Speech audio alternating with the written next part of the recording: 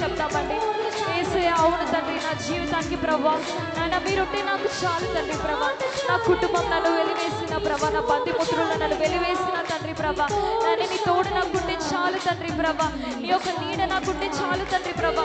నా జీవితాంతం ప్రభా మిమ్మల్ని స్తుతించుకుంటూ ఉంటాను యేసయ్యా ప్రభా. అధిక మేలులు చేసిన దేవా నీకే స్తోత్రం. అవునేసయ్యా నీకే వందనాలు తండ్రి. పరిశుద్ధాత్మ ప్రభా దర్శించండి అయ్యా. ప్రతి ఒక్క బిడ్డని ప్రభా నాయన మీరు సహాయం చేసే దేవుడవు తండ్రి ప్రభా.